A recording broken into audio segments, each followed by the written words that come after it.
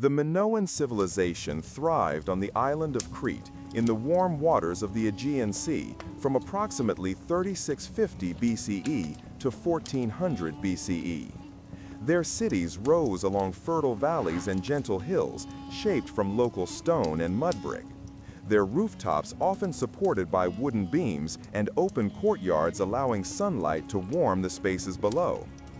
People moved through labyrinthine streets and palace corridors, their lives guided by daily rituals, trade, and work in craft workshops that produced ceramics, textiles, and metal tools of remarkable sophistication.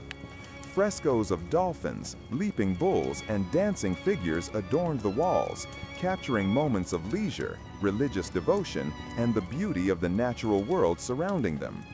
Agriculture flourished in the valleys and plains, with olive groves, vineyards, and wheat fields feeding the population and providing trade goods.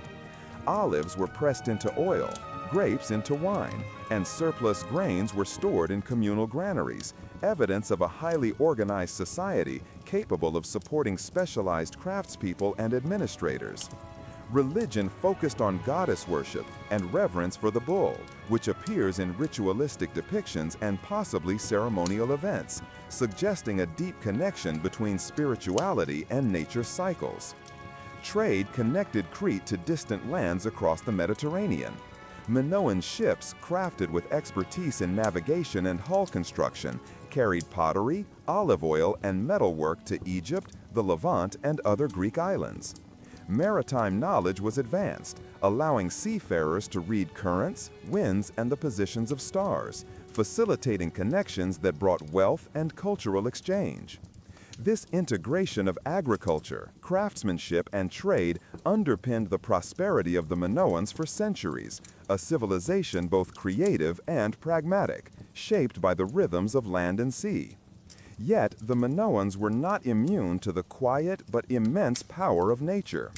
Around 1600 BCE, the Thera volcano, located on a nearby island, erupted catastrophically.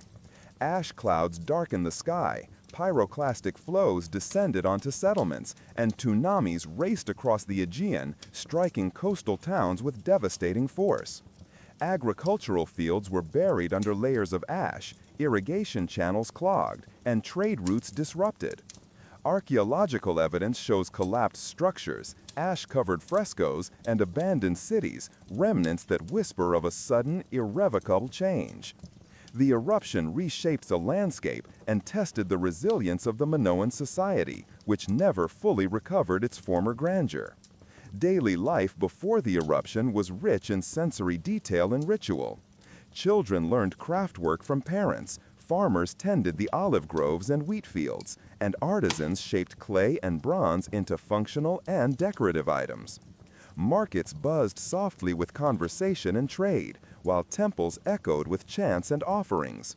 Music, likely played with flutes and lyres, accompanied dances that celebrated seasonal cycles, fertility, and the favor of deities. Food consisted of bread, olives, fruits, fish, and occasional meat, supplemented by olive oil and wine. The balance of work, leisure, ritual, and social interaction created a rhythm that mirrored the surrounding natural world, a harmony that the volcanic eruption abruptly disrupted. Architecture reflected both practical needs and spiritual significance. Palaces like Knossos were built with multiple stories, inner courtyards, and complex drainage systems. Columns, painted red or black, supported the weight of stone and wood above, while staircases and corridors connected administrative and residential areas. Decorative frescoes illustrated myth, daily life, and marine motifs, reflecting a society in which art, religion, and functionality intertwined seamlessly. Tools, pottery, and bronze implements reveal advanced metallurgy, woodworking, and ceramic techniques, indicating specialization, trade, and innovation. The eruption's aftermath affected not only physical infrastructure, but also social structures.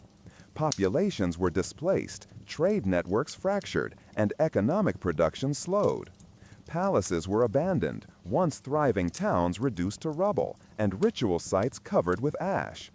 While the Minoan civilization did not vanish instantly, the combination of natural disaster, resource disruption, and social strain led to gradual decline. The Mycenaeans eventually absorbed remnants of the culture, adopting some artistic and architectural elements while the original society faded into memory. The story of the Minoans is a testament to the impermanence of human achievement in the face of nature's power. Their cities, innovations, and culture remind us of human creativity and resilience, while the sudden eruption emphasizes fragility and the limits of control. Archaeological findings, frescoes frozen in time, collapsed palaces, and ceremonial objects offer insight into lives lived in harmony with, yet vulnerable to, the environment. Through careful excavation, study, and imagination, we can trace the patterns of daily life, social organization, belief systems, and the intimate connection between people and the landscapes they inhabited. Even now, walking through the remains of Knossos or examining pottery shards and tools, one can sense the rhythm of Minoan life. The smell of the sea, the soft rustle of olive leaves, the hum of daily labor and song, and the quiet approach of ash from Thera all emerge in the mind's eye. The civilization's collapse serves as a reflective meditation. Human societies, however brilliant, exist within a broader natural context, subject to forces far larger than any palace, fleet, or treasury. In the quiet, one imagines the lives of children, farmers, artisans, and priests, their stories paused by sudden catastrophe, yet enduring in the fragments left behind. The Minoan civilization, therefore, embodies both brilliance and impermanence. Their palaces, frescoes, trade networks, and agricultural ingenuity testify to human potential, while the eruption of Thera reminds us of nature's impartial, timeless force. The echoes of this society, preserved in ash and stone, allow contemplation of life's fragility, the rhythms of labor and ritual, and the quiet beauty of existence that unfolds day by day, moment by moment.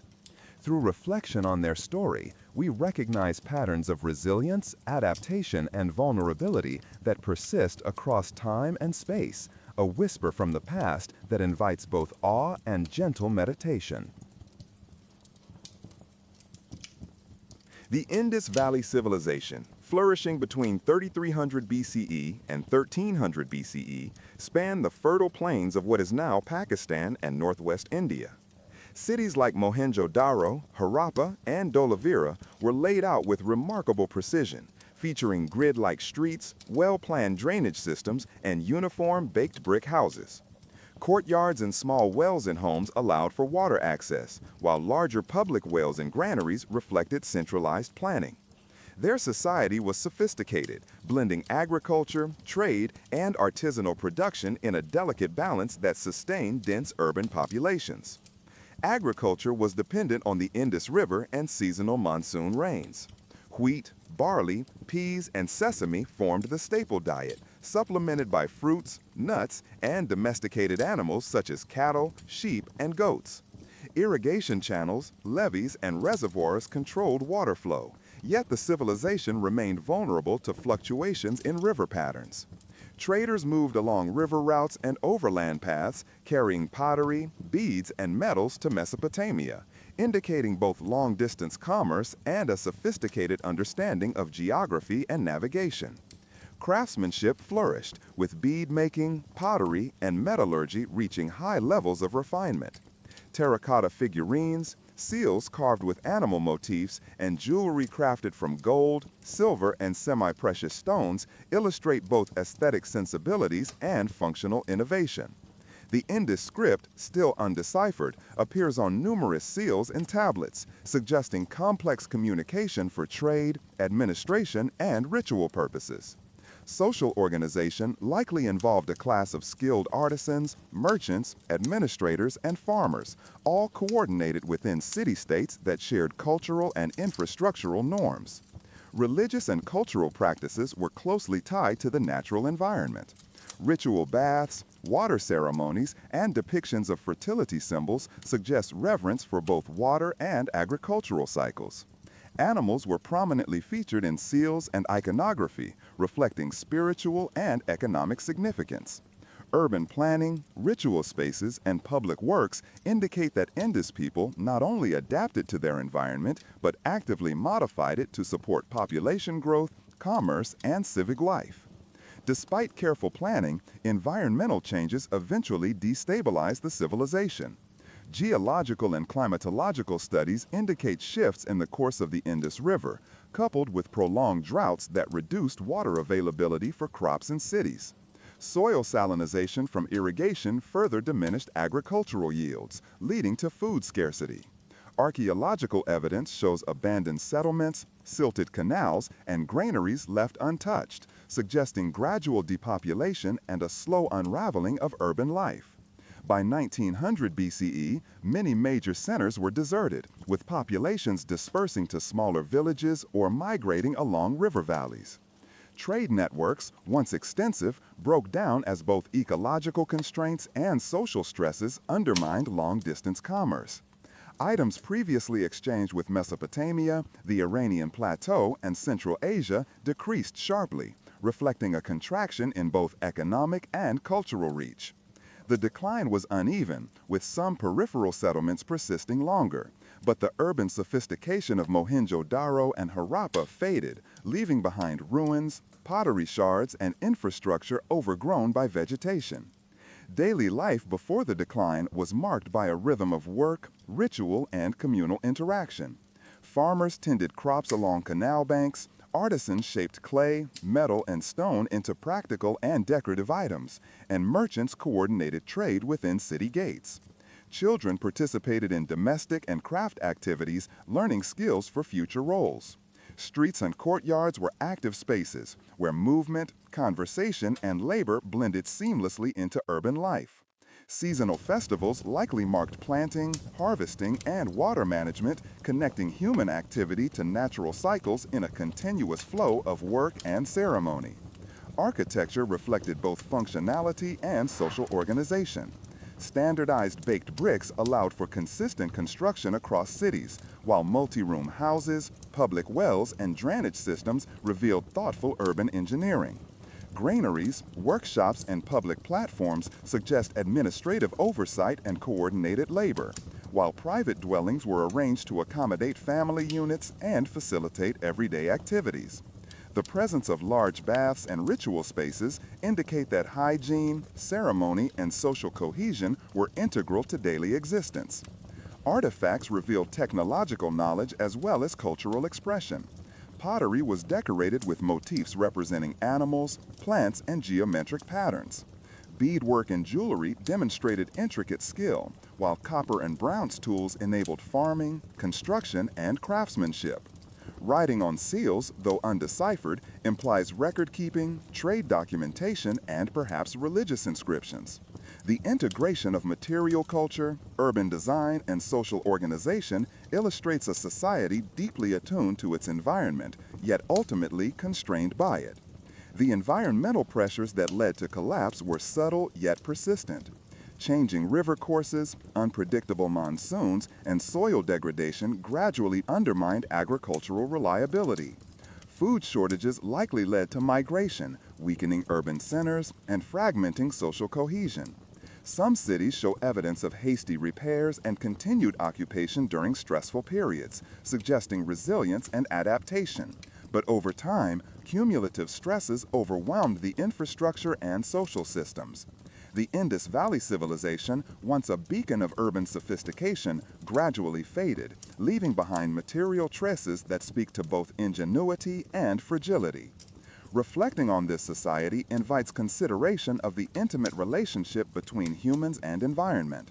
Their irrigation systems, granaries, and urban layouts were triumphs of adaptation, yet vulnerability to climatic and hydrological changes underscores the limits of control over nature. The remains of Mohenjo-Daro, with streets and wells still visible beneath layers of earth, echo with the rhythm of past life. The sounds of water flowing through canals, artisans shaping clay, farmers tending crops, children running through courtyards. These traces offer both insight and meditation, a silent reminder that even carefully planned civilizations exist within the vast, unpredictable forces of nature.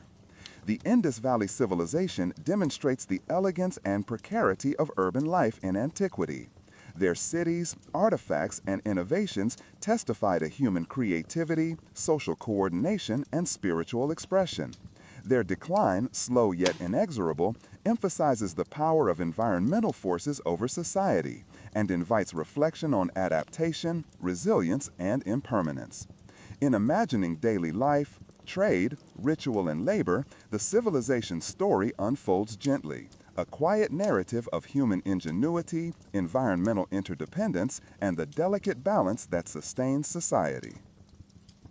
The Akkadian Empire, established around 2334 BCE in the fertile lands of Mesopotamia, represented one of the first attempts to unite multiple city-states under centralized authority.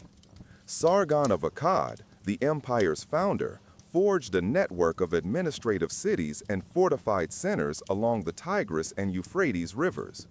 These rivers, the lifeblood of Mesopotamia, provided water for irrigation, trade routes, and sustenance for agriculture, shaping the rhythms of daily life.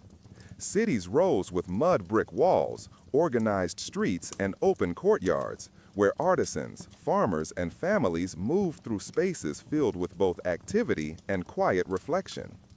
Agriculture was central to survival, with barley, wheat, and dates forming dietary staples, supplemented by legumes, fruits, and livestock, including cattle, sheep, and goats. Canals and irrigation networks were carefully managed, allowing farmers to control water flow, prevent flooding, and ensure sufficient yields to support urban populations. Workshops produced pottery, bronze tools, and textiles, reflecting both practical needs and aesthetic considerations. Trade extended along rivers and overland, carrying grain, metals, and crafted goods to neighboring regions, while diplomatic relationships with other city-states facilitated cultural exchange and wealth accumulation. The social hierarchy was defined by kings, military leaders, priests, artisans, and farmers. Palaces served as both administrative centers and ceremonial hubs, where rulers displayed authority and religious observance reinforced the divine sanction of governance. Temples were not only spiritual spaces, but also economic centers, storing surplus grain, controlling trade, and organizing labor. Writing, in the form of cuneiform on clay tablets, allowed the recording of transactions, legal codes, and historical events, providing insight into the organization and sophistication of Akkadian society. Despite these achievements, environmental factors would challenge the empire's stability. Archaeological and geological evidence suggests that a prolonged and severe drought struck Mesopotamia around 2200 BCE, reducing river flow, impairing irrigation, and triggering crop failures. Pollen studies, sediment analysis, and isotopic research indicate that the region experienced a sudden decline in rainfall over decades, stressing agricultural systems and forcing populations to migrate from previously fertile lands. Deforestation and soil degradation exacerbated these stresses, weakening the empire's economic and social foundations. The Akkadian Empire's decline unfolded gradually. Once prosperous cities saw abandoned streets, unused wells, and deteriorating infrastructure. Grain stores emptied, trade routes slowed, and administrative control weakened as local leaders gained autonomy or fled. Military campaigns became more difficult due to depleted resources, and conflicts over remaining fertile land intensified. Centralized authority eroded, leading to fragmentation into smaller city-states, each struggling to survive against both human and environmental pressures. By approximately 2154 BCE, the empire had effectively dissolved, leaving behind ruins that whisper the story of human endeavor constrained by nature's quiet power. Daily life prior to these stresses was a complex rhythm of work, ritual, and social interaction. Farmers tended crops along canal banks, monitoring water levels and preparing land for sowing and harvest. Artisans worked in clay, bronze, and stone, creating tools, vessels, and ceremonial objects. Families lived in multi-roomed houses, with courtyards providing light, ventilation, and space for domestic activity. Markets thrived along streets and riverbanks, facilitating trade, conversation, and exchange of ideas. Children participated in education, craft work, and household duties, learning skills necessary for survival and participation in community life. Religious practices were deeply intertwined with environmental awareness. Deities associated with rivers, rainfall, fertility, and the sun were venerated through offerings, ceremonies, and temple rituals. Priests monitored celestial movements, seasonal cycles, and water flow, guiding decisions about planting, irrigation, and harvest. The empire's integration of spiritual observance and practical management underscores how intimately daily life was connected to natural forces and their predictability or sudden absence. Architecture combined functionality, symbolism, and administrative efficiency. Palaces and temples were constructed from mud brick, reinforced with wooden beams, and arranged with internal courtyards, storage rooms, and ceremonial spaces. Streets were organized to facilitate movement, commerce, and defense. Irrigation channels and reservoirs exemplified engineering knowledge, allowing communities to control water distribution, mitigate flood risks, and sustain agriculture even in challenging conditions. These constructions reveal both a profound understanding of the environment and vulnerability to its changes. The drought that contributed to the empire's collapse was gradual yet devastating. Reduced water supply led to crop failures, famine, and population displacement. Archaeological evidence, including abandoned cities, collapsed canals, and silted irrigation channels, mark the silent retreat of communities that had once thrived along the rivers. Trade networks that had connected distant regions broke down as agricultural production failed, leading to economic contraction and cultural isolation. While the Akkadians exhibited resilience, the cumulative pressures of climate, resource scarcity, and social strain ultimately surpassed their capacity to adapt. Reflecting on the Akkadian Empire invites contemplation of both human ingenuity and vulnerability. Their achievements in administration, agriculture, metallurgy, writing, and trade illustrate remarkable adaptation to environmental conditions. Yet, the same environmental forces that sustained them, the rivers, rainfall, and fertile soils, also held the power to undermine urban life and political authority. Observing the ruins, clay tablets, and remnants of canals, one can imagine the daily routines of farmers, artisans, and rulers, the bustling markets, and the quiet devotion of priests, all interrupted by forces beyond human control. The story of the Akkadian Empire illustrates a timeless truth.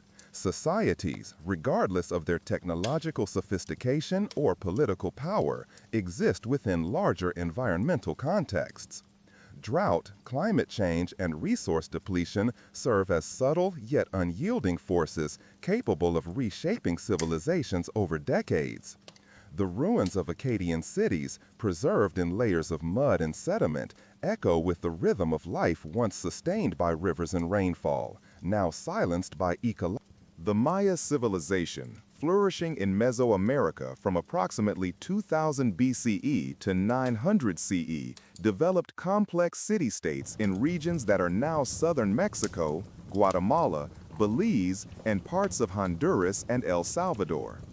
Urban centers such as Tikal, Palenque, Copan, and Calakmul were characterized by monumental architecture, including stepped pyramids, palaces, ball courts, and ceremonial platforms. These cities were interconnected through trade networks and shared cultural and religious practices. Yet each city-state maintained its political independence, governed by a king and noble elite supported by priests, scribes, artisans, and farmers. Agriculture formed the foundation of Maya life. Maize was the central crop, supplemented by beans, squash, chili, and cacao. Farmers used slash and burn techniques in some regions, while others developed raised fields, terraces, and sophisticated irrigation to maximize yields. Water management included reservoirs, canals, and cisterns to capture rainwater, reflecting ingenuity in adapting to seasonal variability. Hunting, fishing, and foraging supplemented agricultural production, providing protein and varied food resources. Markets and trade routes carried obsidian, jade, cacao, textiles, salt, and pottery, creating economic interdependence between regions. The Maya were skilled artisans and intellectuals. Glyphic writing recorded history, astronomy, calendrical cycles, and religious rituals. Murals and carved stelae depicted rulers, deities, warriors, and celestial events, often with vivid colors and precise iconography. Ceramics, jewelry, and ritual objects demonstrated meticulous craftsmanship.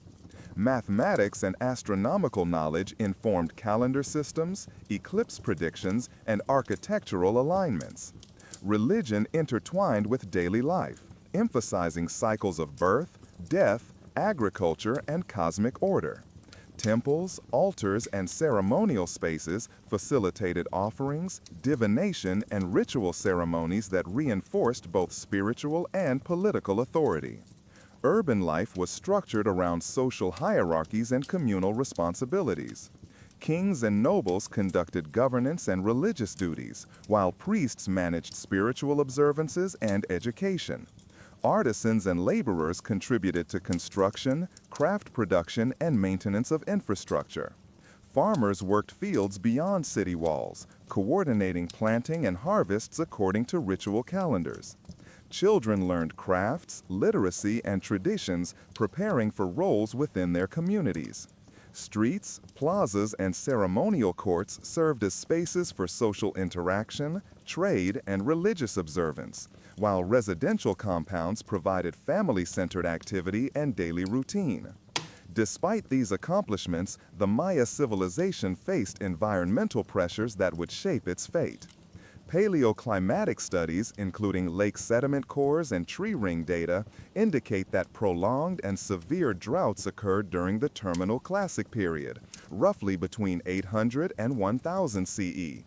These droughts reduced rainfall critical for agriculture, lowered reservoir levels, and caused crop failures. The dependence on maize and other staple crops made the population vulnerable to climate extremes, and water scarcity compounded tensions between competing city-states.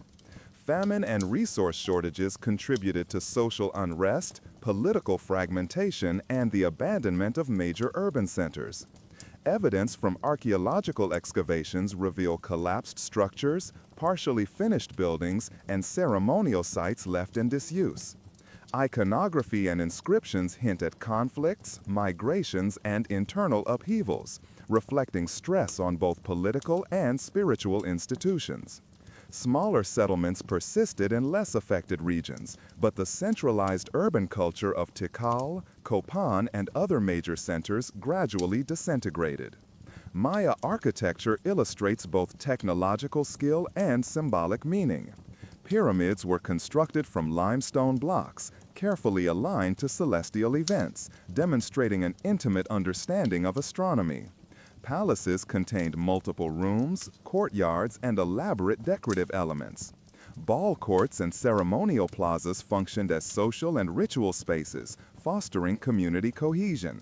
Residential compounds were built with thatched roofs, mud brick walls, and raised floors, providing practical solutions to climate and seasonal rain. Water reservoirs and canals emphasized foresight and environmental management, yet these systems were vulnerable to prolonged arid periods. Art, religion, and science coexisted in a sophisticated integration. Glyphs, carvings, and murals recorded dynastic history, calendrical calculations, and astronomical observations. Ceremonial offerings, including food, incense, and occasionally human sacrifice, maintained the relationship between rulers, gods, and cosmic order. Astronomy guided planting, religious observances, and political decision-making. Mathematics, including the concept of zero, allowed precise calculations and calendar construction, linking intellectual achievement to the practical rhythms of daily life. The decline of the Maya civilization underscores the delicate balance between human society and environmental stability. Prolonged droughts, soil degradation, and deforestation combined with internal conflict and overpopulation to create conditions that urban management and engineering could no longer mitigate. Streets and plazas, once bustling with commerce and ritual, fell silent. Pyramids, palaces, and temples remained as enduring markers of cultural sophistication, while surrounding fields and forests slowly reclaimed abandoned urban spaces.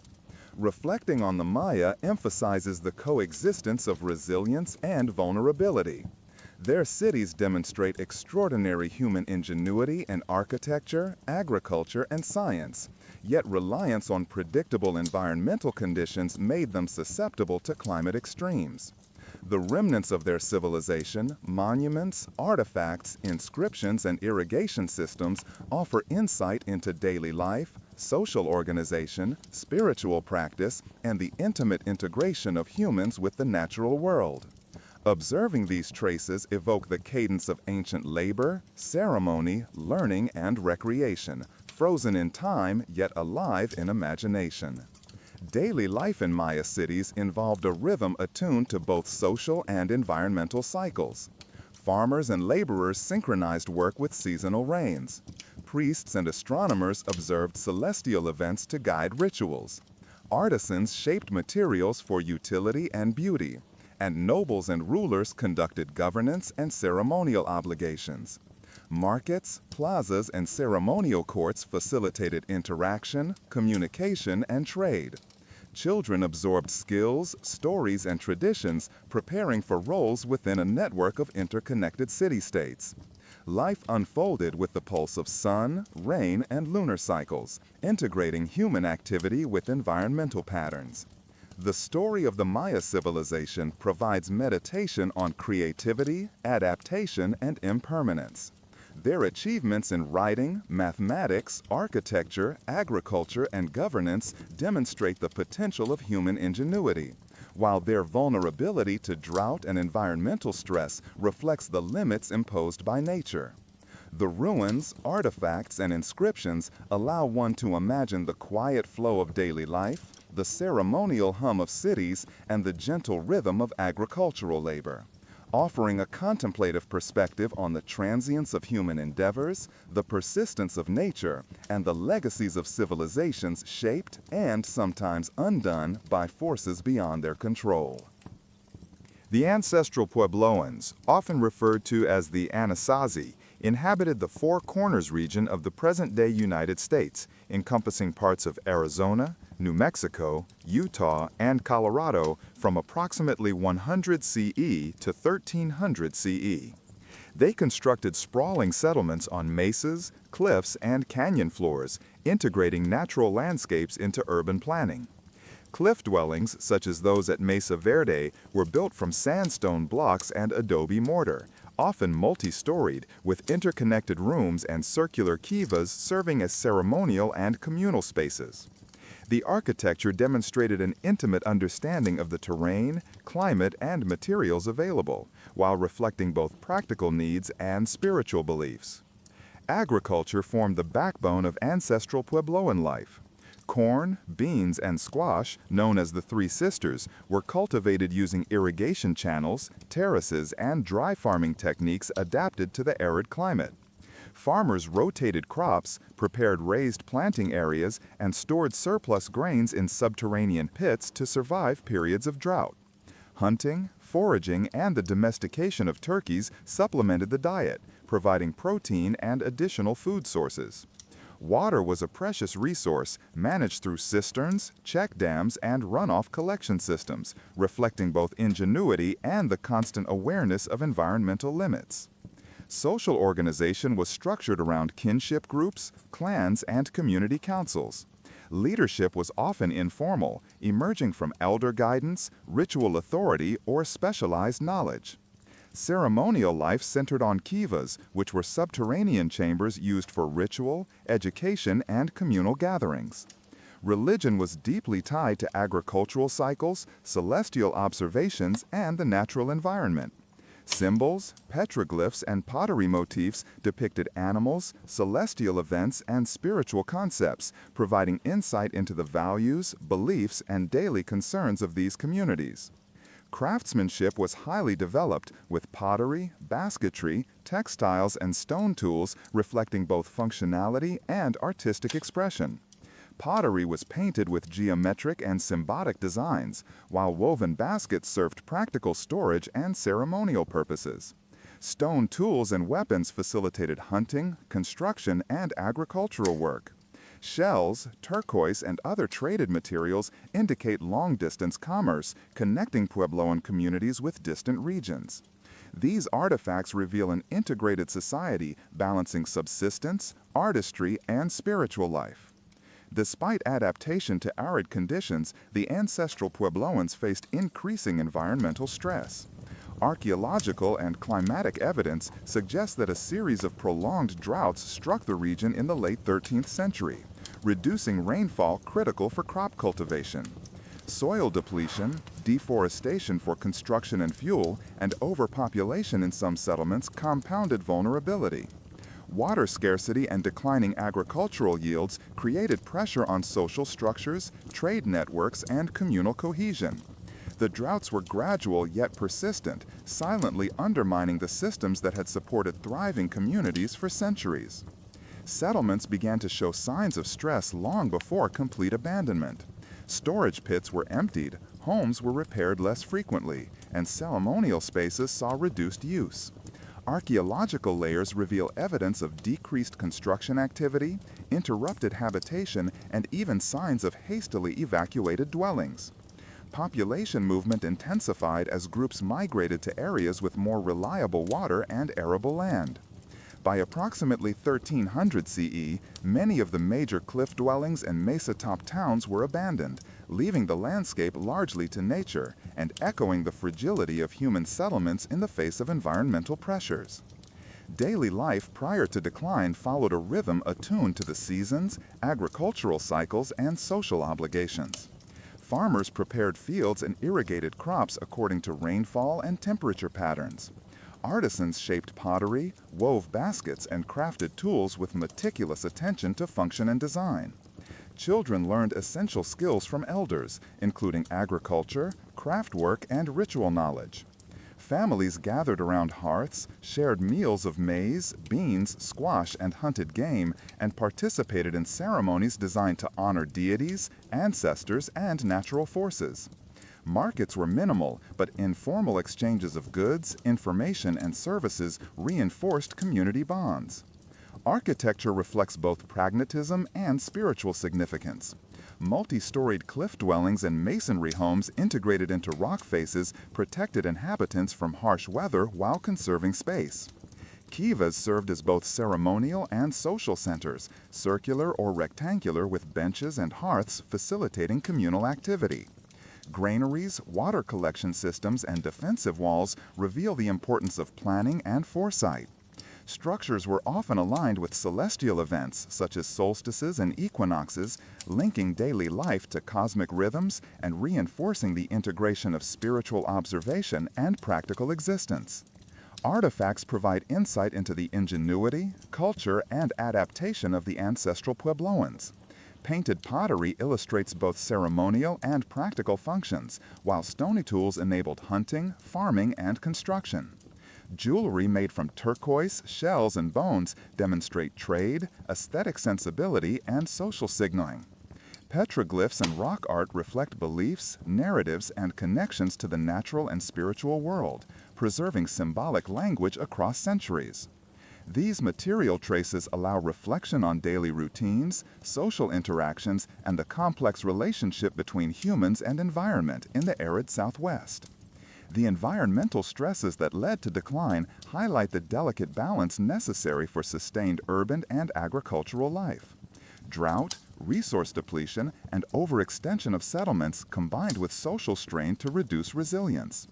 Communities dispersed, Trade diminished and ceremonial life waned. Yet, despite abandonment, the legacy of the ancestral Puebloans endures in architecture, artifacts, and cultural memory. Their story is a meditation on adaptation, resilience, and vulnerability, a reflection on how human ingenuity interacts with the unpredictability of nature and how impermanence weaves through even the most sophisticated societies. Imagining the lives of ancestral Puebloans evokes a gentle rhythm of labor, ceremony, and daily routines. Farmers tend maize under the sun. Children weave baskets under the shade of cliff alcoves. Artisans shape clay for cooking and ritual, and elders guide communal decisions. Kivas echo with soft chants and ceremonial rhythm. The environment, arid lands, seasonal rains, and surrounding cliffs, dictate the pace and possibilities of life, demonstrating the intimate connection between people and the forces that sustain or challenge them. Through the lands of the ancestral Puebloans, one observes both achievement and fragility. The intricate dwellings, advanced water management, agricultural techniques, artistry, and ritual life showcase human creativity and adaptability. The eventual abandonment of settlements serves as a quiet reminder that even carefully planned societies remain vulnerable to slow-moving natural forces. The desert winds, the dry riverbeds, and the echoes of empty kivas all testify to a civilization that once harmonized with its surroundings but was ultimately constrained by environmental shifts, leaving a legacy of both inspiration and reflection. The Moche civilization emerged along the northern coast of present-day Peru around 100 CE, thriving for nearly 7 centuries across a landscape defined by deserts, fertile river valleys, and the vast Pacific Ocean. Their settlements formed along the lower river basins, where seasonal floods brought nutrients to the soil. The Moche built urban centers with monumental adobe pyramids, including the Huaca del Sol and Huaca de la Luna, vast structures made of millions of hand-shaped mud bricks, each marked with symbols or fingerprints of the workers who shaped them. Their cities combined ceremonial, administrative, and residential areas, reflecting a highly organized society with a strong religious hierarchy and specialized labor. Daily life unfolded amid workshops, irrigation canals, plazas, and towering temples painted with images of gods, warriors, and sacred animals. Agriculture lay at the center of the Moche economy. Farmers cultivated maize, beans, squash, peanuts, and cotton using intricate canal systems that distributed water from the Andean rivers across arid fields. These irrigation networks required maintenance, cooperation, and engineering skill, showing a deep understanding of both technology and the fragile environment that supported them. Fishing and marine hunting were equally important. The Moche crafted lightweight reed boats known as caballitos de totora, used to navigate coastal waters and harvest fish, shellfish, and sea mammals. The abundance from land and sea made their society prosperous, allowing craftsmen, priests, and warriors to specialize in their roles. The Moche were exceptional artisans. Their pottery is considered among the finest in the ancient world, distinguished by realistic portrait vessels shaped into human faces, animals, and scenes of daily life. Metal workers produced intricate ornaments of gold, silver, and copper, using soldering and casting techniques that were far ahead of their time. Textiles, featherwork, and ceremonial objects demonstrated their mastery of materials and symbolism.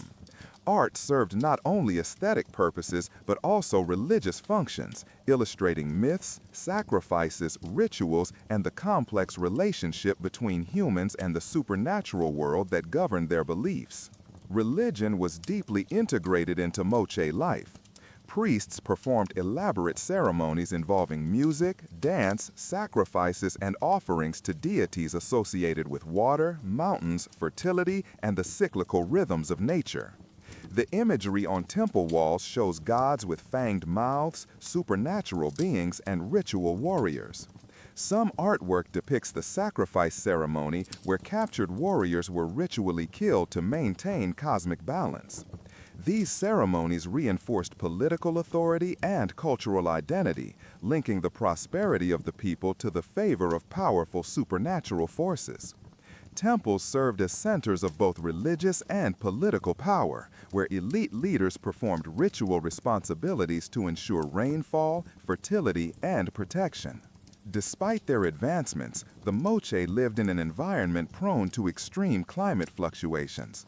Their prosperity was tied to the predictable flow of rivers from the Andes, but these systems were vulnerable to climatic events. Archaeological and geological evidence indicates that the Moche were severely affected by repeated cycles of El Niño and La Niña, climate patterns that drastically altered rainfall and ocean temperatures. During El Niño events, warm waters replaced the nutrient-rich cold currents along the coast, causing fish populations to collapse. Heavy rainfall followed, sending destructive floods through Moche cities, damaging irrigation canals, burying fields in mud, and weakening infrastructure. Temples show layers of flood debris, indicating repeated episodes of catastrophic water damage. In contrast, La Niña cycles brought prolonged droughts.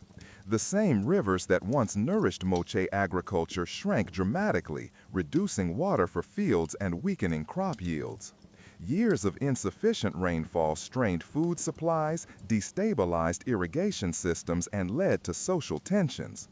The oscillation between intense floods and extended droughts created a cycle of destruction from which the Moche struggled to recover. These environmental pressures eroded political stability, undermined the authority of priests who relied on ritual power to ensure favorable weather, and contributed to internal conflict. Daily life during the height of the Moche civilization reflected a complex and vibrant society. Farmers tended fields and maintained canals, fishermen navigated the Pacific on reed boats, and artisans shaped clay or hammered metal into ceremonial pieces. Families lived in adobe homes, cooked meals from maize and seafood, taught children practical skills, and participated in festivals and communal gatherings. Warriors trained for ritual combat and served as elite figures in religious ceremonies. Trade routes linked Moche valleys to the Andean highlands, allowing exchange of goods such as obsidian, spondylus shells, coca leaves, and exotic feathers. These interactions helped shape a diverse cultural landscape across the region. Archaeological findings reveal much about Moche beliefs and social structure. Tombs of elite individuals contain elaborate burial offerings, including masks, jewelry, ceramics, and weapons, indicating complex funerary practices and a belief in an afterlife. Murals at Huaca de la Luna display vivid scenes of deities, rituals, and cosmology.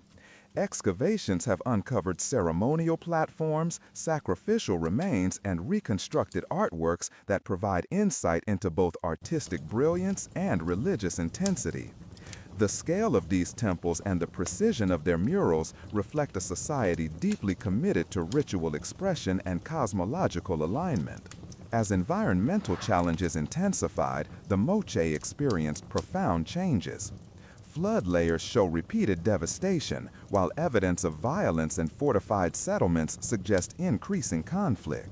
Some scholars propose that rival factions emerged as resources became scarce. Others note that shifting river courses may have separated communities from their farmlands.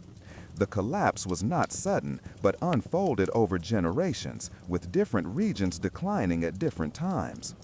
By around 700 CE, many major centers were abandoned, their monumental temples gradually eroding under sun, wind, and the remnants of repeated floods. The legacy of the Moche remains powerful. Their art, architecture, metalwork, and ceramics reveal a society of extraordinary creativity and complexity. Their irrigation systems show ingenuity brilliance adapted to local geography. Their murals and artifacts document a world. The Cucuteni-Tripilia civilization occupied the regions that are now modern-day Romania, Moldova, and western Ukraine, forming one of the largest Neolithic, Chalcolithic cultures in European prehistory. Their settlements stretched across fertile plains, river valleys, and rolling highlands, and their most famous sites include Poduri, Dalogindaru, Petreni, Talianki, Nebelivka, and Cucuteni itself. Their timeline spans roughly from 5200 BCE to 2700 BCE, making them a long-lasting agricultural society that thrived for nearly 3 millennia. Archaeologists mark their cultural phases as pre-Kukateni, Kukateni A, and Kukateni B, each showing advancements in pottery, settlement planning, and social organization. Even today, satellite mapping reveals dozens of circular settlement patterns that hint toward one of the earliest examples of large-scale social planning in human history. Their sites represent some of the most organized prehistoric communities discovered in Europe. The rise of the Kukateni Tripilia culture began when early farmers migrated into the region and developed a stable agricultural system supported by fertile soil and fresh water sources. Over time, their settlements expanded into massive circular towns, some exceeding 400 buildings arranged with geometric precision. At their peak, locations like Talianki and Nebelivka may have had populations ranging from 10,000 to 15,000 people, rivaling the early cities of Mesopotamia in scale. They lacked central rulers or monarchic systems, suggesting a decentralized society that relied on councils, communal decision-making, and shared labor distribution. Their timeline shows a steady pattern of growth from 5200 BCE, a flourishing peak between 4200 and 3500 BCE, and a gradual decline until 2700 BCE. The final collapse appears connected to climatic stress, internal resource strain, and external pressures from migrating steppe groups. The collapse of the Kukateni Tripilia society is strongly linked to a combination of natural and environmental factors. Most historians point toward a long period of climatic drying that occurred around 3200 BCE to 2600 BCE, which caused repeated agricultural failures, reduced water availability, and significant pressure on communities dependent on cereal crops. Soil exhaustion also contributed, since their farming practices eventually depleted nutrients in areas repeatedly cultivated. Another distinctive piece of evidence is their tradition of burning entire settlements after several decades of use. Some researchers believe these ritual burnings were symbolic or purification related, but others suggest they might indicate internal problems, resource scarcity, or a need to rebuild because of structural fatigue. By 3000 BCE, the climate became increasingly unstable, leading to drought cycles and migration pressures. Waves of steppe nomads, particularly early Yamnaya groups, began entering the region around this time, disrupting settled societies already weakened by environmental stress. The culture and lifestyle of Kukateni Tripilia communities were deeply rooted in agriculture, pottery, and communal living. Their social structure was organized through extended families living in well-built houses constructed from timber frames, clay, and straw, often decorated with symbolic motifs. Their settlements followed circular patterns, with outer rings of homes and central open spaces for gatherings, livestock, or rituals. Their religion appears to have been centered around fertility goddesses, nature spirits, and ritual figurines. Thousands of clay statues representing female forms, animal shapes, or hybrid figures have been found, suggesting a complex symbolic system tied to agricultural cycles. Their economy relied on wheat, barley, peas, flax, and domesticated animals such as cattle, sheep, goats, and pigs. They used polished stone tools, bone instruments, and early copper pieces during later phases. Their pottery remains the most iconic part of their culture, displaying spirals, geometric curves, and vibrant red, white, and black designs that demonstrate remarkable artistic skill. The archaeological evidence uncovered from Kukateni sites is extensive and continues to grow with each excavation season. Villages often contain hundreds of houses arranged in ring-shaped patterns, formed with clay-plastered walls up to several meters high. Many excavations reveal the characteristic burned layers formed when entire settlements were intentionally set on fire at the end of their occupation cycle. These burned layers preserve the shape of houses, allowing researchers to reconstruct floor plans, storage areas, workspaces, and sometimes entire neighborhoods. Artifacts include decorated pots, loom weights, figurines, spindle whorls, polished axes, flint sickles, and copper ornaments. Excavations at sites like Petrani and Talianki reveal ceremonial objects that may have been used for seasonal rituals or community gatherings. In some areas, clay altars and miniature house models have been uncovered, suggesting symbolic worship or household ceremonies. The sheer volume of discoveries makes this civilization one of the most archaeologically rich in Europe. The significance of the Cucuteni Tripilia civilization extends far beyond its geographic region, offering scholars numerous insights into early European urbanism, artistic development, and communal organization. Their advanced settlement layouts predate the earliest Mesopotamian cities, raising important questions about the independent emergence of town planning. Their pottery influenced later European artistic traditions, and their symbolic systems provide clues about prehistoric religion. One of the most important lessons from their collapse is the impact of climate change on settled agricultural societies. When environmental shifts disrupt food systems, even large and stable cultures can decline rapidly. Their interaction with steppe groups also provides early examples of cultural merging, conflict, and population movement across Eurasia. Today, their legacy is preserved in museums across Moldova, Romania, and Ukraine, and modern archaeological technology continues to reveal new information about their scale and complexity.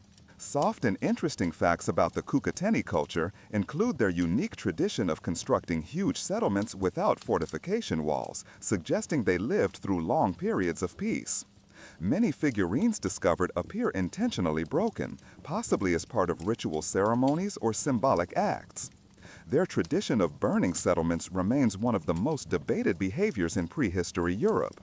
Some theories propose that each burning represented the symbolic death of a house at the end of its use cycle, while others suggest these burnings might have kept harmful insects or disease from spreading. Another fascinating element is the possibility that their society had early forms of social equality, since archaeological evidence shows limited signs of wealth disparity. Even after thousands of years, their pottery patterns influence modern art, ceramics, and design today. The Nok civilization occupied large areas of what is now central Nigeria, particularly the Jos Plateau, Kaduna region, and parts of Bauchi state. Their timeline stands between 1500 BCE and 300 CE, making them one of the earliest complex societies in sub-Saharan Africa. Their sites are usually discovered in eroded lands, tin mining zones, riverbanks, and elevated plateau regions.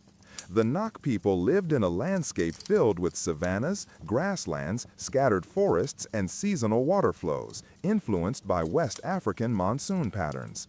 Hundreds of fragments of terracotta statues, iron smelting furnaces, and settlement remains have been identified across the region, establishing Nok as one of the earliest known iron-using cultures on the continent. The historical timeline of the Nok civilization begins with small early farming groups who settled in the plateau region and developed advanced techniques of smelting iron. Their society grew steadily between 1200 BCE and 800 BCE as communities expanded across hills, valleys, and fertile plains that supported yam cultivation, pearl millet, sorghum, and the raising of goats and cattle. The peak of the Nok civilization is often dated between 900 BCE and 400 BCE, when artistic production, iron technology, and agricultural output were at their highest. Their towns were small but organized, forming clusters of family-based compounds with circular huts supported by clay walls and decorated floors. Over time, erosion, environmental degradation, and population movements contributed to a decline, and by around 300 CE, the civilization had largely disappeared, leaving behind a massive archaeological legacy. The collapse of the Nok civilization is strongly tied to natural and environmental factors. Climate patterns changed significantly across West Africa between 500 BCE and 200 CE, bringing drier conditions that caused soil degradation, reduced crop yields, and altered vegetation patterns. The drying of rivers and seasonal water sources forced communities to relocate or compete for surviving resources. Another key factor is erosion, which became severe on the Jos Plateau due to the region's easily disturbed laterite soils. As agriculture expanded, forest cover decreased, exposing the land to heavy seasonal rains that washed away fertile soil and buried settlements in deep sediment layers. Some researchers suggest disease among livestock may have disrupted food supplies, while others highlight the migration of neighboring groups seeking better farmland. No evidence suggests a single dramatic disaster, but rather a long process of environmental decline that weakened the ability of settlements to sustain stable populations. The culture and lifestyle of the Nok civilization reflect a sophisticated society with artistic traditions unmatched in early African prehistory. Their social structure relied on extended family groups and community elders who coordinated farming, craft production, and seasonal rituals. Housing structures were typically round huts built from clay, timber, and thatch arranged in clusters around shared courtyards. Their religious beliefs appear to involve ancestor worship, fertility symbolism, and ritual practices centered around terracotta figurines. Many statues show human figures with elaborate hairstyles, jewelry, and expressive features, suggesting strong cultural meaning. Their economy relied heavily on agriculture, supported by early iron tools such as hoes, sickles, and knives. They hunted antelope, birds, and small mammals, while fishing where rivers allowed. Craftsmanship was advanced, with specialized potters, metalworkers, and sculptors producing tools, vessels, and artistic pieces for ritual or social display. Their knowledge of iron smelting required technical skills in furnace construction, ore processing, tuyere control, and charcoal production, showing an advanced understanding of high-temperature processes. Archaeological evidence from Nok sites include terracotta heads, full-body statues, animal figures, house models, and ritual objects that display outstanding detail and skill. Many statues feature triangular eyes, patterned textures, and intricate adornments that reveal symbolic or ceremonial importance. The earliest discoveries came from accidental excavations during tin mining in the 1920s, when miners unearthed broken terracotta pieces that later attracted global academic attention. Extensive excavations since then have uncovered furnaces, slag deposits, iron tools, pottery fragments, grinding stones, beads, and household objects. Furnaces reveal evidence of controlled heating and air channels, indicating an advanced metallurgical tradition. Terracotta burial deposits suggest ritual ceremonies, social ranking, or symbolic protection for the dead. Soil layers show alternating phases of occupation, abandonment, and erosion, which help reconstruct their long-term environmental challenges. The legacy of the Nok civilization is significant within African history because it demonstrates that iron technology and artistic sophistication developed independently and early in sub-Saharan Africa. Their terracotta figures represent some of the oldest large-scale sculptures on the continent, influencing later cultures such as the Yoruba, Benin, and Igbo traditions. Their iron smelting expertise contributed to agricultural expansion, weapon improvement, and regional growth for centuries after their decline. One of the most important lessons from Nok history is the relationship between environmental stability and civilizational continuity. When soil fertility decreased, forests disappeared, and water sources changed, even technically skilled societies struggled to adapt. Their legacy also includes ethical debates in archaeology due to widespread looting of terracotta artifacts, which has damaged scientific understanding of site context and cultural meaning.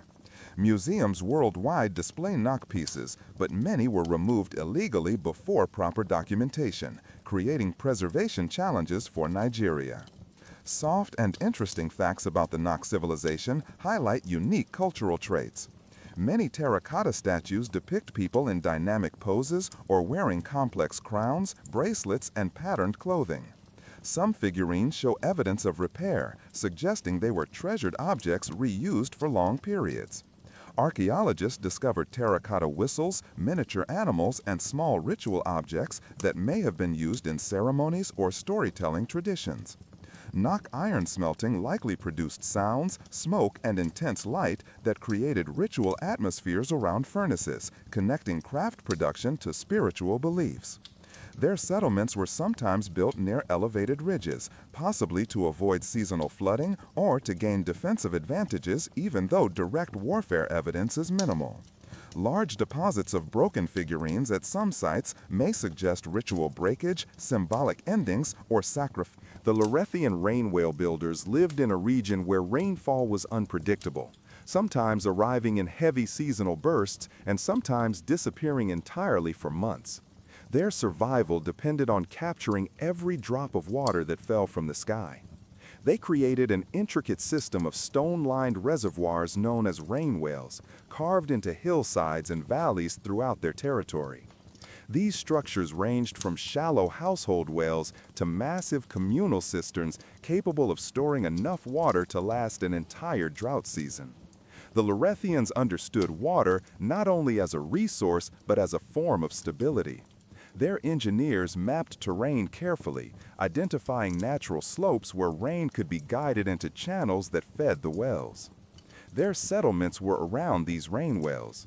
Homes formed concentric circles around each reservoir, symbolizing their value. Every family contributed labor to maintain the wells, clean them, reinforce their walls, and monitor water levels. Some wells were public, while others were private and linked to extended families. Larger wells included decorative carvings depicting clouds, flowing lines, and seed motifs, showing the connection between water and agriculture. Archaeologists have uncovered several of these sites, revealing smooth stone basins with sediment layers that match centuries of usage. Lorethian architecture was adapted to conserve cool air and reduce evaporation. Their homes used thick mud bricks mixed with crushed limestone and plant fibers, creating durable blocks that kept interior temperatures lower than the surrounding environment. Roofs slanted inward rather than outward, channeling rain toward a central opening where it fell into a household catchment basin. This method provided private water reserves even during dry periods. Walls were coated with a natural sealant made from tree resin and clay, protecting structures from sudden downpours. Agriculture relied on terrace farming. The Lorethians carved steps into hillsides, allowing them to control soil erosion and water flow. Channels ran along the edges of terraces, directing rainwater to specific crop beds. Their main crops included hardy grains, root vegetables, and drought-resistant legumes. They developed a slow-release irrigation method that used clay pots buried beneath the soil. These pots allowed water to seep gradually, nurturing plants even during severe dry spells. Their understanding of how water moved underground demonstrated an advanced form of hydrological knowledge. The Lorethian climate shifted dramatically between seasons. During the rainy months, sudden storms filled their rain wells quickly. In the dry months, winds carried heat across the landscape, forcing people to plan carefully. Daily life followed a rhythm shaped by water. At dawn, families visited the communal cistern to measure levels and record drops or rises. These records formed long scrolls of clay tablets etched with symbols representing rainfall, storm intensity, and well capacity. Over generations, these observations turned into a practical, weather-based calendar. Their society had a structured hierarchy centered on water management. The water scribes were responsible for maintaining records and interpreting rainfall patterns. The well stewards inspected reservoirs, coordinated public maintenance, and made decisions about rationing during difficult seasons. The farmers, builders, stonecutters, and traders formed the backbone of the civilization. Their social system rewarded cooperation. Those who assisted with construction of wells received public recognition, symbolic gifts of carved stones, or small exemptions from communal labor duties. The Lorethian belief system treated water as a sacred cycle rather than a divine being. They believed rain carried memory from the sky and that water retained stories of past generations. Rituals involved quiet ceremonies around wells during the first rainfall of each season. People placed polished pebbles into the water to symbolize the renewal of life. Instead of temples, they built open-air sanctuaries near their largest rain wells. These sanctuaries featured stone pillars carved with streams and wave patterns, reminding viewers of their dependence on natural forces. The Lorethians saw themselves as caretakers of the balance between sky and earth. Archaeological evidence includes pottery shards decorated with raindrop symbols, stone lids used to seal wells, and tools for smoothing the interior surfaces of cisterns. Many rain wells still contain layers of sediment that reveal cycles of heavy rainfall, drought, and environmental change. Excavated artifacts include water ladles made from hollowed gourds, clay water measuring rods, and stone funnels used to guide runoff from rooftops. Researchers also found clay tablets with repeated symbols, indicating multi-year drought events. These findings provide insight into how the Lorethians responded to environmental stress. Trade routes connected the Lorethians with neighboring cultures. They exchanged water-preserving pottery, dried crops, stone tools, and woven goods for metals, livestock, and medicinal plants. Their pottery gained a reputation for durability thanks to the careful firing techniques they developed. Clay vessels were heated at different intervals, making them resistant to cracking during water storage. Traders traveled between regions carrying jars sealed with resin, ensuring water remained usable even on long journeys. Their decline resulted from environmental shifts that gradually reduced rainfall. Studies of sediment layers show increasingly long drought periods during their final century. Rainfall became sporadic and wells dried faster than before. The deeper communal wells remained operational for a time, but the smaller private wells emptied, leaving families dependent on shared resources. As water scarcity increased, communities moved closer to remaining wells, causing overcrowding. Terrace farms dried out and stored grains depleted. Efforts to dig deeper wells were unsuccessful because underground reserves were limited. Internal pressures grew as well. Water steward councils struggled to maintain rationing fairness, leading to disputes between families. Some groups attempted migration toward river regions, but their technologies were specifically designed for rain capture rather than river irrigation. These migrations often ended in assimilation into other cultures that already occupied fertile valleys. Over several generations, the Lorethian identity dissolved. Their settlements were abandoned, leaving behind dry basins, crumbling terraces, and eroded stone structures. Despite their decline, their legacy remains important. They demonstrated how a society can thrive in uncertain climates through engineering, cooperation, and careful observation. Their rain well systems represent early examples of sustainable water management. Their stone basins continue to inform modern studies of ancient hydrology. Some surviving designs resemble those used today in rural water capture projects. The Lorethians showed that survival depended not on abundance, but on intelligent use of limited resources. Their story reveals the complex relationship between human resilience and environmental limits. Their decline was not the result of failure, but of nature's gradual shift beyond what they could adapt to. Their rain wells, preserved in silent landscapes, stand as reminders of how communities once shaped their world around the fragile miracle of rainfall. The Lumeri tidekeepers were a maritime civilization inhabiting a series of small rocky islands scattered across a storm-prone oceanic archipelago. Their settlements were strategically located on elevated terraces carved from volcanic rock, designed to withstand violent tides, strong winds, and seasonal storm surges. Each terrace contained clusters of homes, workshops, communal storage areas, and ceremonial platforms. The Lumeri were intimately familiar with the rhythms of the ocean, tracking currents, tides, and wave patterns to navigate between islands, manage fisheries, and predict storms. Their name, derived from the ancient term lum, meaning light, and rai, meaning watch, reflects their role as observers and interpreters of maritime forces. Settlement planning prioritized adaptation to natural hazards. Homes were built from interlocking stone blocks and reinforced with driftwood beams tied using kelp fiber ropes. Roofs slanted steeply to shed heavy rain and strong winds. Elevated walkways connected houses and public areas, allowing safe movement during high tides. Workshop areas for net making, boat construction, and fish preservation were located at the edges of terraces near natural water channels. Storage pits lined with stones held dried fish, grains, and trade goods. These pits were covered with lids carved with wave motifs, blending functionality with symbolism. Their architecture demonstrated a deep understanding of local environmental pressures and long-term resilience. Food sources relied heavily on the ocean. The Lumarai practiced rotational fishing, allowing certain fish populations to recover while other areas were harvested. They built stone tidal traps that captured fish as the water receded, creating sustainable harvest zones. Seaweed was collected and processed into dried sheets, fermented for long-term storage, and used as a food supplement, fertilizer, and material for binding or insulation. Small-scale gardens of root vegetables supplemented the marine-based diet. Boiling stones in heated clay pots allowed them to extract nutrients efficiently.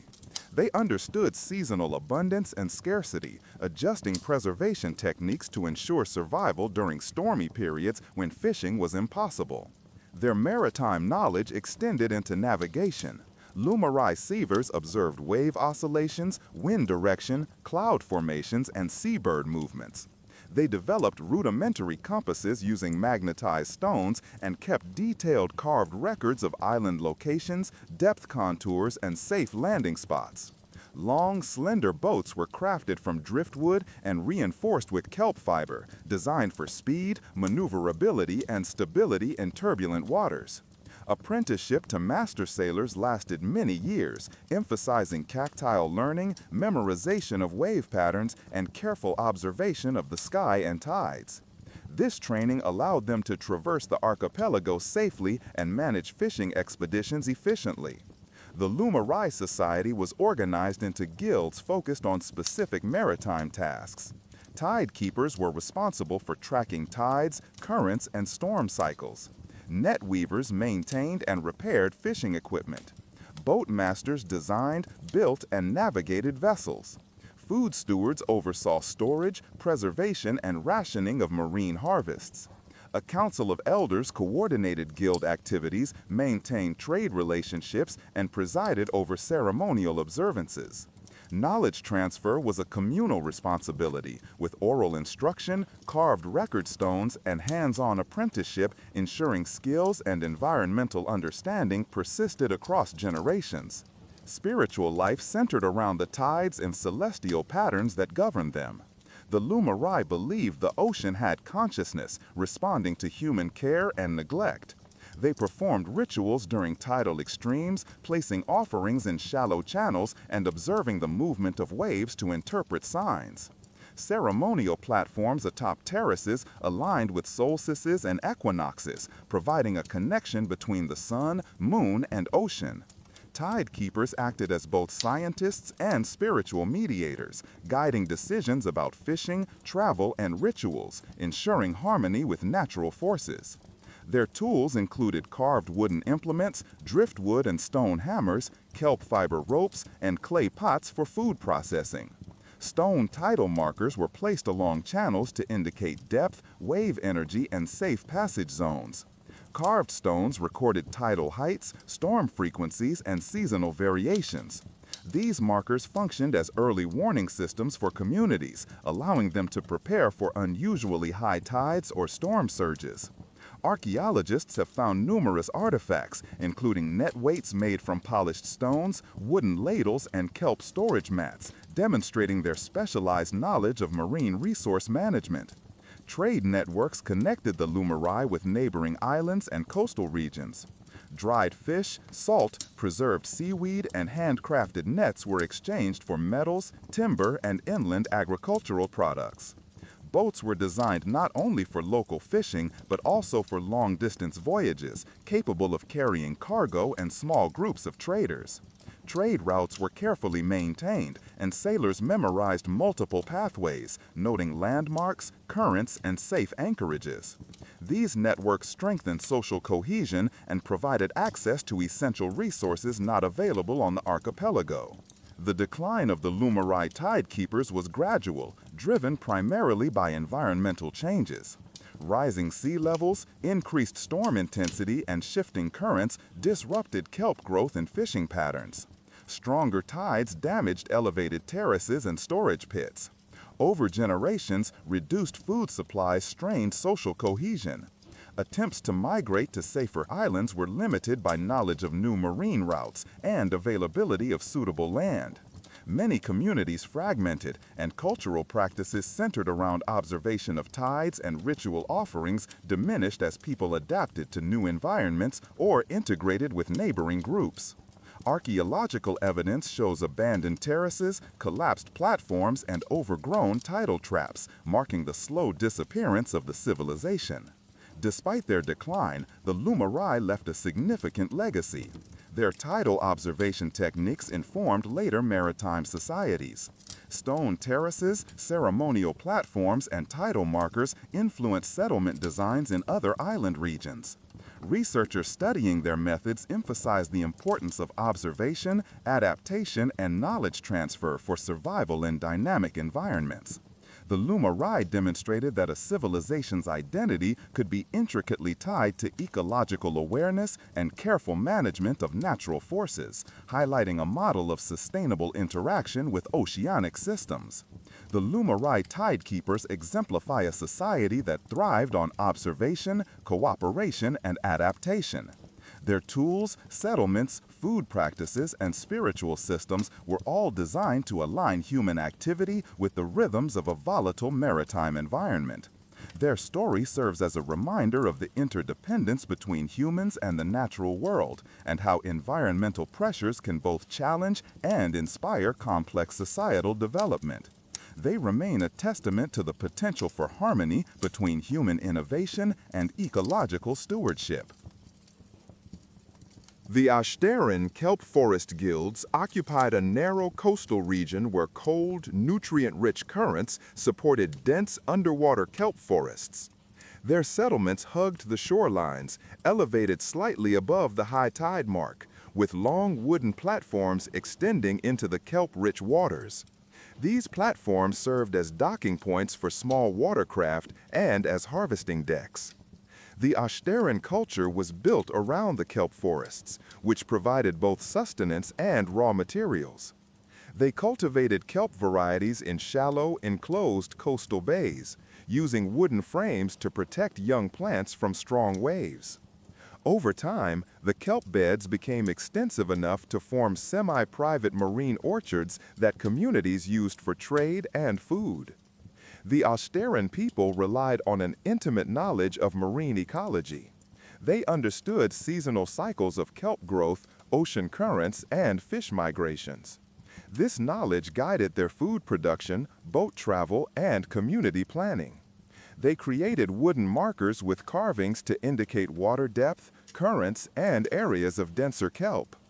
These markers were arranged along tidal pathways, allowing Ashtaran navigators to traverse the kelp forests efficiently.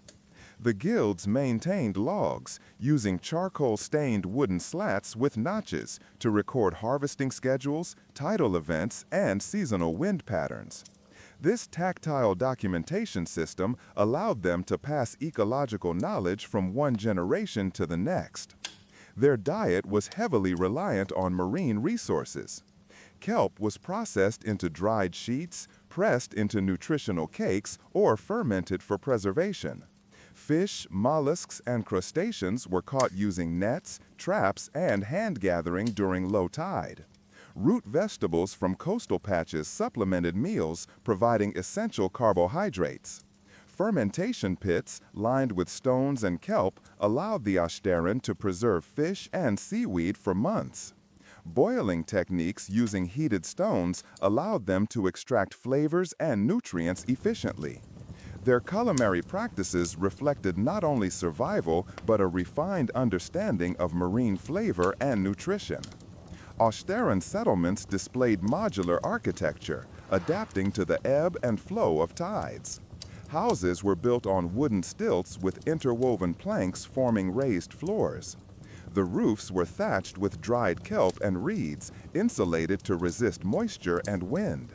Walkways connected homes and communal spaces, forming elevated networks above water channels that flowed directly into kelp beds.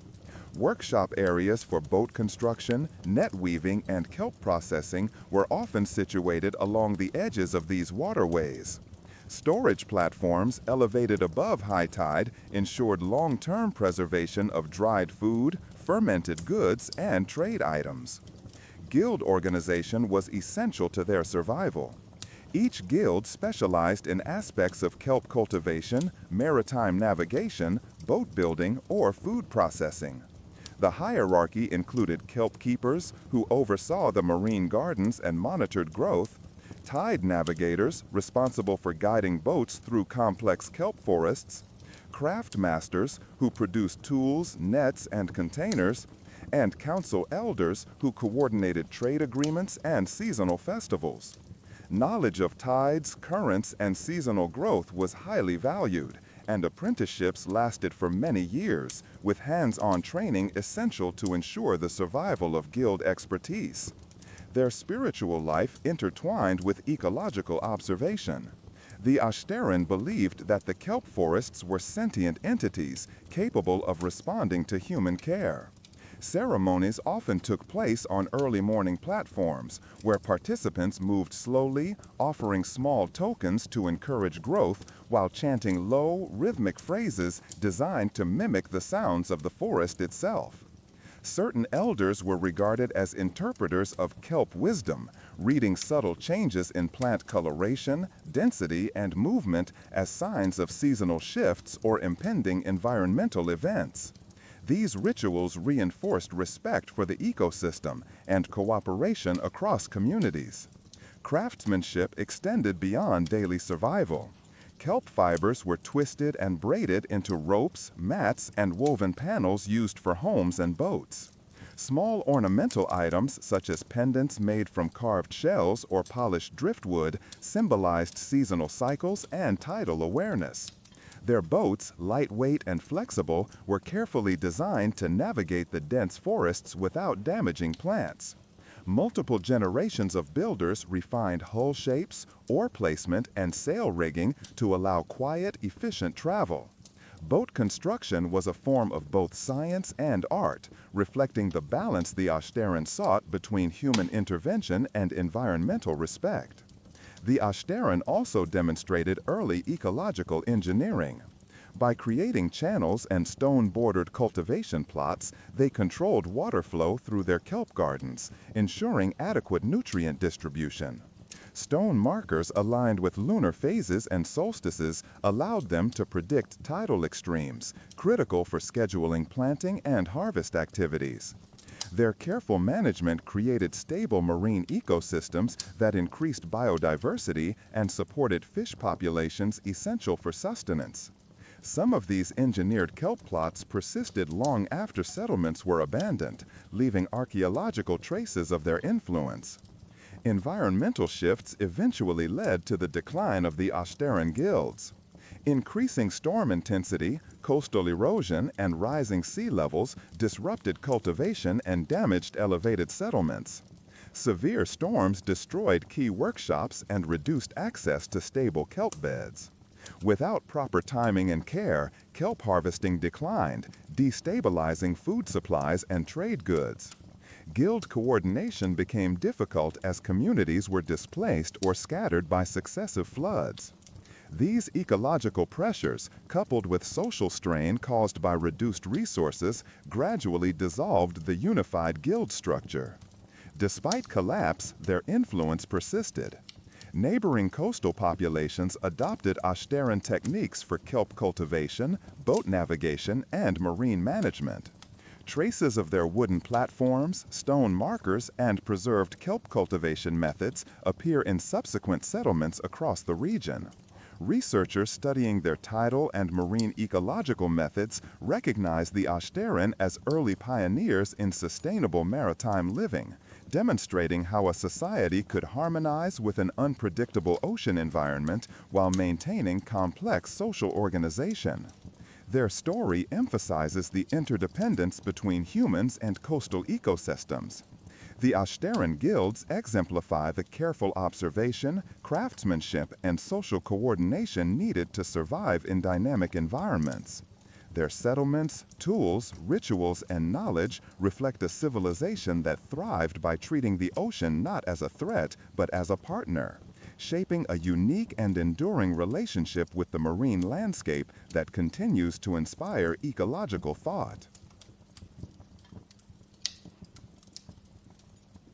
Across the vast sweep of time, countless civilizations rose and fell under the influence of natural forces that no single human could fully control.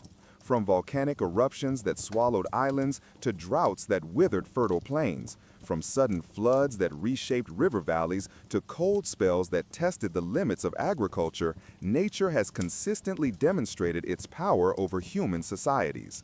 The pattern repeats itself in subtle variations across continents, eras, and cultures. By observing the remnants of these civilizations, we gain insight not only into their ingenuity and resilience, but also into the delicate balance between human effort and environmental limits. Some civilizations, like the Minoans on the island of Thera, vanished under the fiery ash of volcanoes, leaving behind sunken towns and artifacts that whisper of a once thriving maritime culture. Others, such as the Indus Valley cities, faced prolonged drought and river shifts. Their meticulously planned streets eventually silenced as water scarcity undermined agriculture and trade. The Anasazi in North America and the Maya in Mesoamerica relied heavily on rainfall-dependent farming. Their eventual decline mirrors a story of careful observation, adaptation, and then sudden environmental failure. Each society demonstrates sophisticated engineering, resource management, and social organization, yet all were ultimately at the mercy of forces larger than their human ingenuity could withstand. The Moche and Liangzhu, cultures built along fertile rivers, succumbed to floods and tsunamis, showing that proximity to water brought both sustenance and vulnerability. Srivijaya and Polynesian atolls illustrate how dependence on maritime ecosystems can foster advanced navigation, trade, and agriculture, but also how extreme events can disrupt entire ways of life. Greenland Norse, Tiwanaku, and the Khmer Empire reveal the challenges posed by climate cooling or extended periods of environmental stress, reminding us that human adaptation has limits when faced with systemic ecological shifts. Each example demonstrates the interdependence between environmental knowledge and survival. Within these civilizations, everyday life reflected the intimate connection to nature. Agricultural practices were tailored to rainfall, soil fertility, and seasonal cycles. Engineering feats, from terraces to water channels, captured, stored, and distributed life-giving resources. Art, architecture, and ritual often symbolized or honored natural forces, showing that the human mind has long sought meaning in the patterns of the world around it. Religious and social structures frequently reinforced careful stewardship, reflecting an understanding that survival depended on cooperation, foresight, and respect for environmental constraints. Even in creative expression, traces of ecological awareness persist. Artifacts recovered from these lost societies revealed their sophistication. Stone inscriptions, pottery shards, ceremonial platforms, and hydraulic structures all testify to the ingenuity required to manage uncertainty. Tools, boats, nets, and storage techniques reflect both practical skill and a deep comprehension of environmental dynamics. Ritual objects, symbolic carvings, and structured settlements indicate that human beings have historically attempted to harmonize with natural forces rather than dominate them outright. Archaeological research continues to uncover patterns of innovation, adaptation, and resilience, offering a layered understanding of civilizations that might otherwise be reduced to mere names in history books. The causes of collapse were seldom singular. Volcanic eruptions could devastate already stressed societies. Drought might coincide with social unrest, poor harvests, or disease.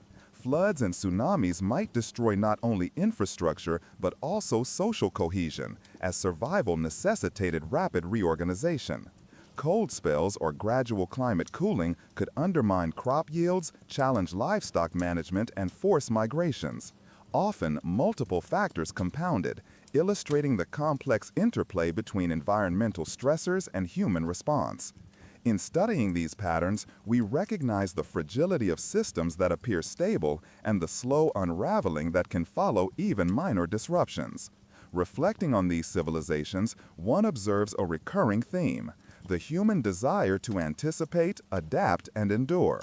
Societies engineered solutions to channel water, protect against storms, harvest resources sustainably, and maintain social order. They taught their successors, built monuments, and recorded their knowledge in durable forms. And yet, the unpredictability of nature remains the final arbiter. Understanding this dynamic is essential not only for historical comprehension, but also for contemporary awareness.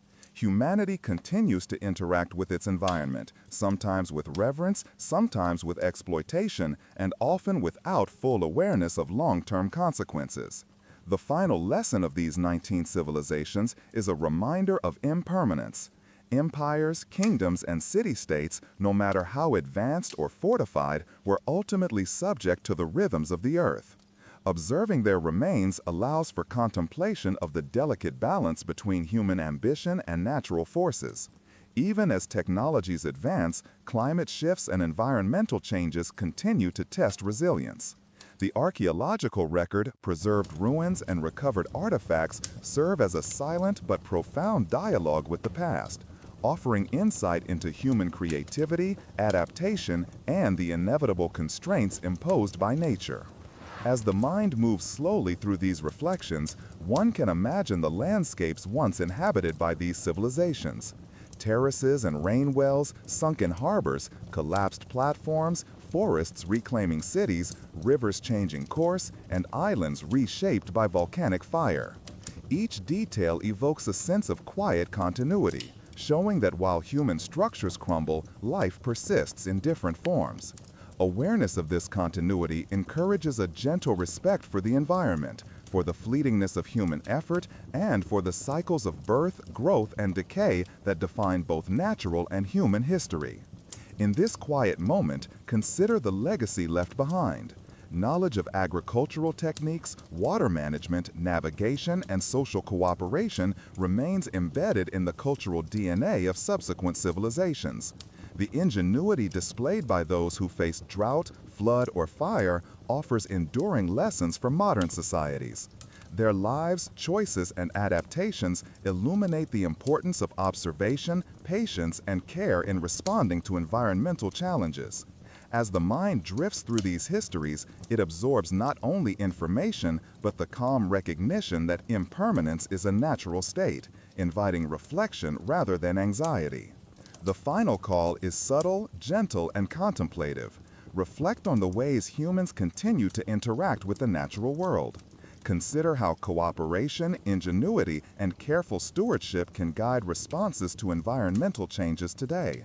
Appreciate the civilizations lost to fire, water, drought, and cold, and allow their stories to inspire both humility and curiosity. Recognize that knowledge, observation, and empathy toward natural systems are as crucial now as they were millennia ago. Let this awareness settle quietly, fostering a sense of connection with the past and mindfulness of the present. In closing, the Earth endures, carrying traces of civilizations that came before. Their lessons are embedded in stone, clay, water channels, terraces, boats, and ceremonial spaces. By acknowledging the impermanence of human constructs and the constancy of natural rhythms, one finds a gentle wisdom that encourages respect, reflection, and a patient approach to life. The stories of the 19 lost civilizations are not only historical records, but lullabies of time, guiding thought into calmness, contemplation, and finally, a quiet, restful sleep.